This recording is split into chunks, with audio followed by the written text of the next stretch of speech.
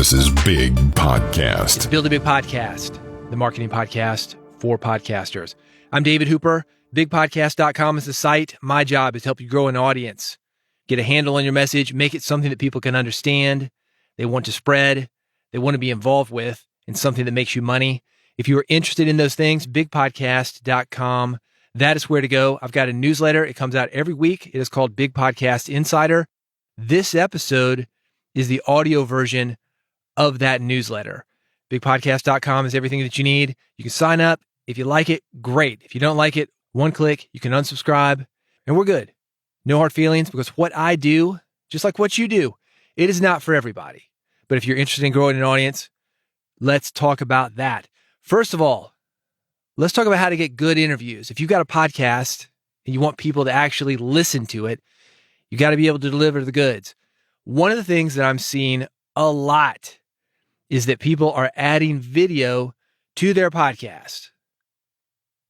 I've got some software that I'm actually recommending now that if you're doing video streaming, it will put your video out everywhere. It'll get you on YouTube. It'll get you on TikTok. It'll get you on Instagram. It will get you on Facebook. It gets you everywhere. However, if you were leaving video on when you're doing remote interviews, know this: you are taking away from the audio version of your interview. If your podcast is audio only, you never do anything with the video. If your podcast is mostly consumed via audio, why do the video when you're recording? You know why. It makes it easy for you. You can see when somebody's on the mic, when they're off the mic. Sometimes people don't know when to talk. They don't want to talk over each other. But what it does when you see that video is it changes the elements of the conversation. If I was to hold up my hand, the person who's listening to you via audio, they're not going to be able to see that. You're reacting to things that the listener, when they're hearing you just via audio, that listener is not able to react to those things. Basically, you're having a different experience than the listener. And that is a mistake if you really want to connect via audio. Lots of video software that we use to do interviews, because people have asked for video, because some people think that video is more valuable than audio, they've added video components. With the exception of CleanFeed, all of the major remote recording options for podcasters have added video in the last couple of years.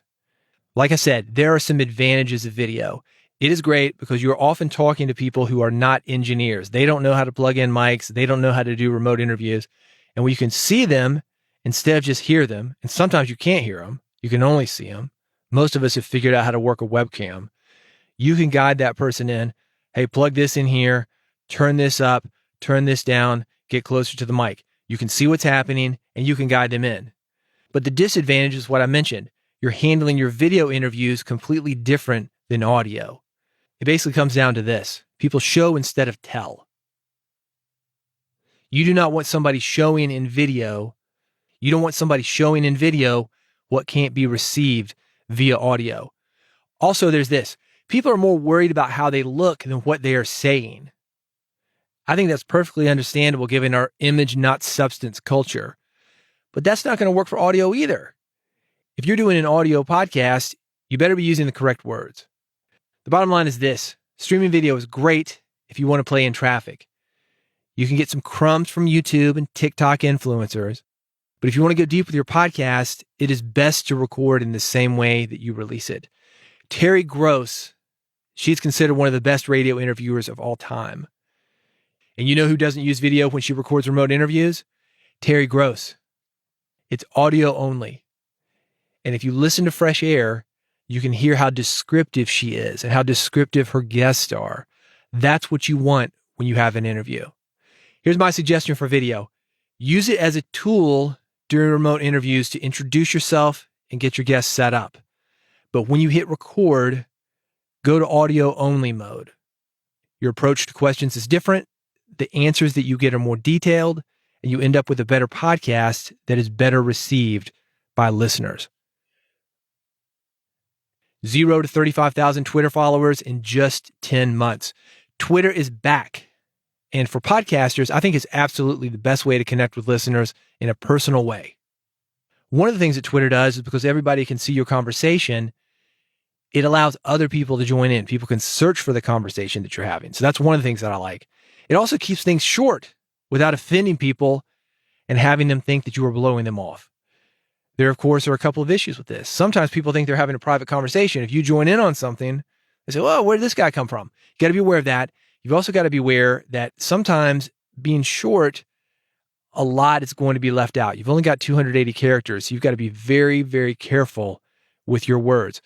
But being aware of those things, if you are not actively using Twitter, you are missing out. Not only is it good for talking with listeners, it is also great for talking to other podcasters. Harsh Makadia, he went from 0 followers on Twitter to over 34,000 followers on Twitter in just 10 months. He has a list of 16 tools that will help you grow your Twitter audience. Could you get similar results? Maybe. You can certainly do better than you're doing now. These are helpful tools. I've got everything linked at newsletter.bigpodcast.com. By the way, something else I've got linked at newsletter.bigpodcast.com. This is a platform very similar to Linktree. You may be familiar with that. A link in bio that basically branches off into various links so people can get your podcast. They can get your newsletter. They can follow you on Instagram. You're not limited to just one link. I've got a great service link for you. It's arguably better than Linktree. It's definitely cheaper. Newsletter.bigpodcast.com. 9 most common website and podcast mistakes. Here's another list for you. I think it shows the parallels of good marketing regardless of the medium that you're using. So it's going to work on your podcast. It's going to work for your blog, newsletter, anything else that you're doing. These are some very common mistakes. I'll tell you a few of them here. Clarity. If I were to look at your podcast name and artwork for 5 seconds, would that be obvious to me what you're talking about?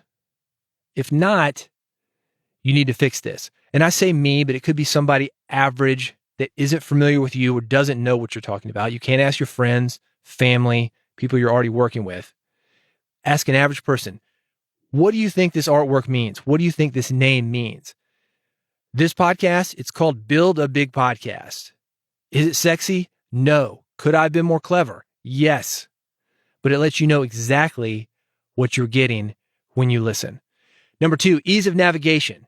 Is it easy for listeners to find the content that they want and that you promised? Your episodes need to be organized just like you would organize a website. Number 3, you need to make it easy to buy.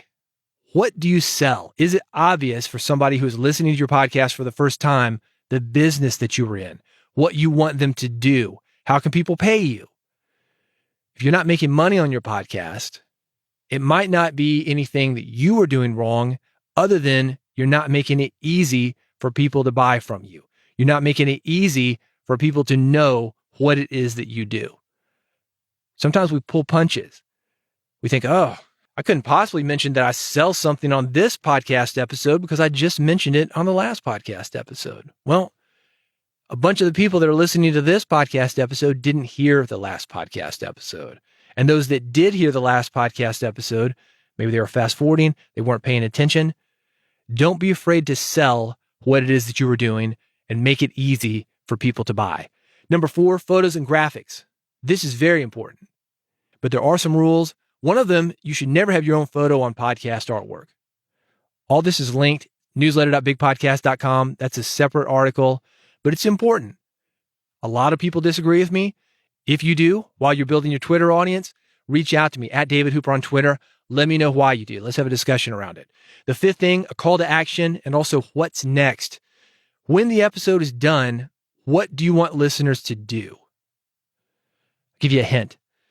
Your best option is almost always to get people on your mailing list. You'll often hear people say, rate and review. Give me a subscribe. Don't do that.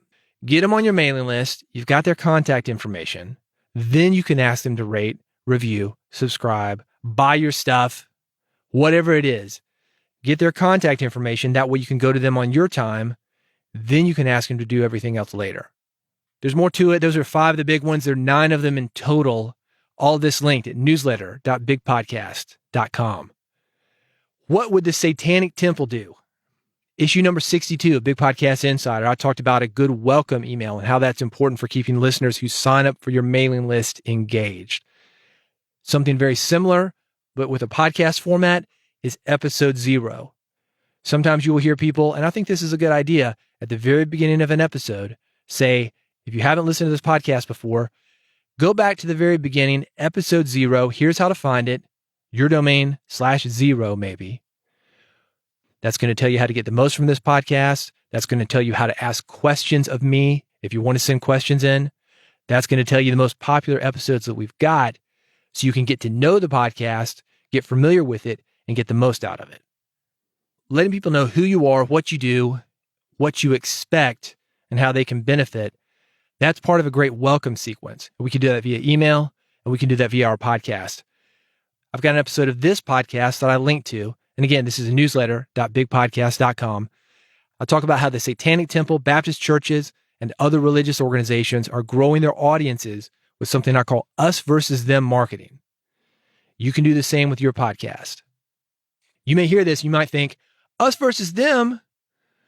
That doesn't sound good. I don't want people to be divided. Sometimes us versus them, that phrase makes people uneasy, maybe uncomfortable. This technique can also be used to bring people together. It can be used to bring people from multiple backgrounds together, or multiple whatever together.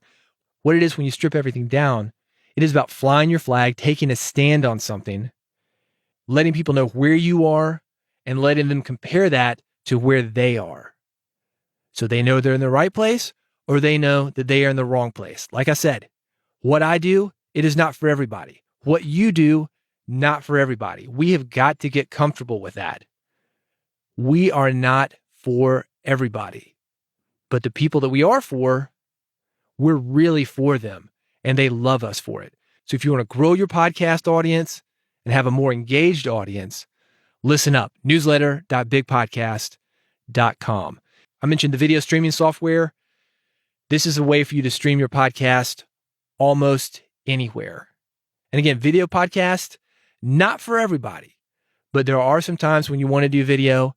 If you want to do video, you might as well get it out. If you want to stream your podcast on Facebook, YouTube, other social media networks, this is an alternative to StreamYard. It works for both audio and video. If, when you're doing just the audio recordings, you attach it to a video, maybe a still image, maybe you've got some stock footage. I don't know what you do, but you can stream audio by making it a video. We do this all the time with audiograms, with a service like Headliner. You might be familiar with that. That's all that is. It's taking your audio, making it into a video, then you can stream it. So in this way, it's going to work with audio and video. Even if you don't do video podcasting, you're going to want to take a look at this. Here's what you can do. You can create live and pre-recorded broadcasts in a variety of formats for multiple platforms. You can add custom colors, logos, and other visual elements so you can stand out with branded broadcast. I'm talking lower thirds. It's going to look just like you're on a news channel. It's very impressive. Text overlays. You can chat live with your audience as you're streaming to get even more engagement. Imagine this, every Tuesday night, 7 p.m., live stream. People start to know it. People know you're in there to answer questions that they've got. It's great. You've got this pre-recorded thing, or you've got this live thing that you're doing. Questions come in. You can answer them. You're building a relationship with your audience every week. By the end of that year, 52 episodes later, you're going to have a bigger audience than you have now. It's super simple to do. Is it easy? I don't know. It takes a little work. You're going to have to show up every week. But if you do that, you're going to grow your audience. It is very, very cool. You can share your screen, comment on news items, articles. It's very neat if you were into video, or if you want to take your audio, attach it to a video, and do a stream so you can have that interactive experience with people who are listening. Here's the best part, $59. I've got it linked, newsletter.bigpodcast.com. Hey, speaking of Terry Gross, I've got an interview that I'm doing this week with one of her editors. If you want to know how NPR-style podcasts and radio shows are edited, that is what we are going to get into. The way to make sure that you do not miss this episode, it is to go to bigpodcast.com/subscribe. Go to that URL, bigpodcast.com/subscribe. I've got 3 buttons, one for iPhone, one for Android. I've got an RSS feed button. However you get your podcasts, I will get you hooked up. It is free. Every episode, you will get it. Whether you listen to it, it's up to you. Just like I'm not for everybody, just like you're not for everybody, not every episode that I do is for everybody. But I think you're going to like this one. This is about good editing from a legendary broadcaster. She's been doing it for 50 years. 50 years behind the mic. And I will be talking to a woman who worked hand in hand with her doing the editing before those episodes went out. If you want it, again, bigpodcast.com/subscribe. Everything that I've got, it's at bigpodcast.com. Most of it free. The newsletter. I've got some episode templates for you. I've got the podcast that you are listening to now. You can subscribe so you don't miss an episode. All of it's there, bigpodcast.com. Thank you for listening. New stuff coming up, including a brand new book. Long awaited. Way too long. I've got at least a couple books coming out before the end of the year. I'm excited to share them with you. If you go to bigpodcast.com, get on the list, subscribe to the podcast, you will hear all about them very soon. I've actually got a place for you in these books. I'm trying to put more Build a Big Podcast listeners in the books that I do and show the diversity that we have in the podcasting community. Everything at bigpodcast.com. Go there. I'll see you there, and I will see you here on the next episode of Build a Big Podcast.